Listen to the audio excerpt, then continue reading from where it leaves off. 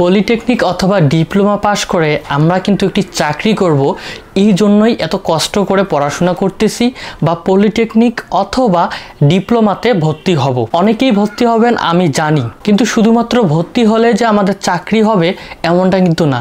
পড়াশোনার গতি ঠিক রাখতে হবে, এছাড়াও কারিগরি শিক্ষায় আপনাকে দক্ষ হতে হবে, তবেই আপনি কিন্তু পাশ করার পর নিশ্চিত চাকরি পাবেন। পলিটেকনিকে ভর্তি হওয়ার পর কিভাবে আমরা পড়াশোনা করলে নিশ্চিত চাকরি পাবো। দেখুন, আপনি চাকরি পাবেন কিনা এটি অনেক কিছুর উপর নির্ভর করে, তবে কিছু কমন জিনিস রয়েছে যেগুলো ফলো করলে, যে রুলসগুলো নিজের লাইফে ইউজ করলে 90% চান্স থাকে আমরা চাকরি পাবো। যারা পলিটেকনিক অথবা ডিপ্লোমাতে পড়ে তাদের দেখা যাচ্ছে 50% চাকরি করে, 50% স্টুডেন্ট নিজেই উদ্যোক্তা হয়, কোনো একটা প্রতিষ্ঠান খুলে সে নিজেই বিজনেস স্টার্ট শুরু করে। সো আপনি কি করবেন আপনার দক্ষতায় বলে দিবে। যারা আপনারা ভর্তি হবেন তারা ঠিক যে কাজগুলো করবেন, অবশ্যই কখনো বড় ভাইদের কথা শুনবেন না, কারণ সব পলিটেকনিকেই শুনতে পারবেন যে পড়াশোনা করার কোনো প্রয়োজন নেই, পরীক্ষার আগের দিন পড়লে পাশ করা যায়। যদি তাদের কথাগুলো ধরেন, পড়াশোনা না করেন,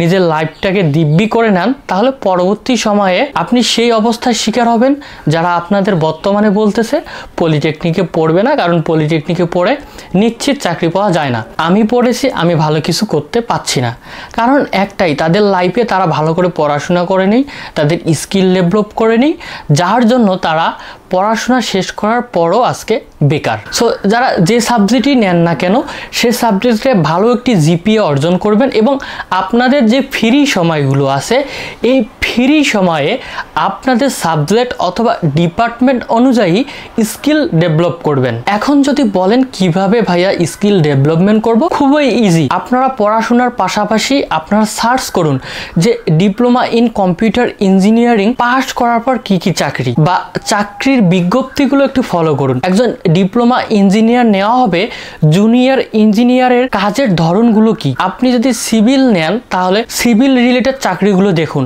সরকারি বেসরকারি চাকরির জন্য যারা অ্যাপ্লাই করতে চাচ্ছে তাদের যোগ্যতা কি লাগবে, কি কি স্কিলগুলো লাগবে সে চাকরিটিতে অ্যাপ্লাই করার জন্য। আপনি যদি পড়াশোনার পাশাপাশি এই 4 বছরে সেই স্কিলগুলো ডেভেলপ করেন তিল করে, তাহলে পাস করার পরে আপনি কনফিডেন্স পাবেন যে না, আমার এই স্কিলগুলো আছে, আপনি মাস্ট বি চাকরি পাবো, তাহলেই আমরা কিন্তু চাকরি করতে পারবো। অথবা আপনি যদি সেই স্কিলগুলো নিজেকে ডেভেলপ করেন তাহলে একটা সময়ের পর আপনি ভাববেন যে না, আমি এই বেতনে এই কোম্পানিতে চাকরি করব না, আমি এই প্রতিষ্ঠানটা খুললে এর থেকে বেশি বেনিফিট পাবো। আপনি তাদের ফলো করুন যারা ভালো কিছু করেছে, তাদের কাছে পরামর্শ নিন কেন তারা আজকে ভালো কিছু করেছে, আর তাদের পরামর্শ নিবেন না যারা ভালো কিছু করেনি। অবশ্যই তাদের লাইফে কিছু না কিছু গ্যাপ রয়েছে যার জন্য তারা আজ পর্যন্ত বেকার অথবা কিছু একটা করতে পারছে না। এছাড়াও আমি আপনাদের একটি উপদেশ দিতে চাই, মেস লাইফে অথবা হোস্টেল লাইফে এমন অনেক বন্ধু পাবেন যে দেখ বন্ধু আজকে থাক, এই কাজটা করার কোনো প্রয়োজন নেই, আজকে এই পড়াশোনাটা করার কোনো প্রয়োজন নেই,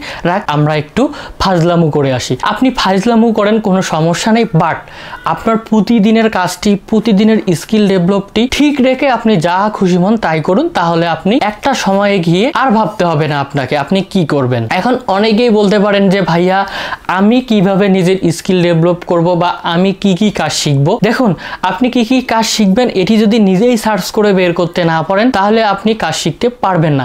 আমি আবার বলতেছি, গুগলে সার্চ করুন ডিপ্লোমা ইঞ্জিনিয়ারিং জব সার্কুলারটা ভালোভাবে পড়ুন, বাংলায় লেখা রয়েছে, পড়ে দেখুন আপনার কি কি স্কিল ডেভেলপ করতে হবে। সো আজকের এই ভিডিওতে আমার এই সামান্য কথাগুলোই থাকলো আপনাদের জন্য। যদি ভালো লাগে ভিডিওতে একটি লাইক করবেন, আমাদের চ্যানেলটিকে সাবস্ক্রাইব করে রাখবেন। যদি কোনো প্রশ্ন থাকে অবশ্যই কমেন্ট করে যাবেন, আমি সবার প্রশ্নের উত্তর দেওয়ার চেষ্টা করি, বাট যেগুলো স্কিপ হয়ে যায় সেগুলো আমার চোখে পড়ে না হয়তোবা, তবে আমি সবাইকে হেল্প করার জন্য সব সময় প্রস্তুত রয়েছি। আমি দোয়া করি আপনারা অনেক ভালো কিছু করেন। সবাই ভালো থাকবেন, আমাদের চ্যানেলটিকে সাবস্ক্রাইব করে রাখবেন। আল্লাহ হাফেজ।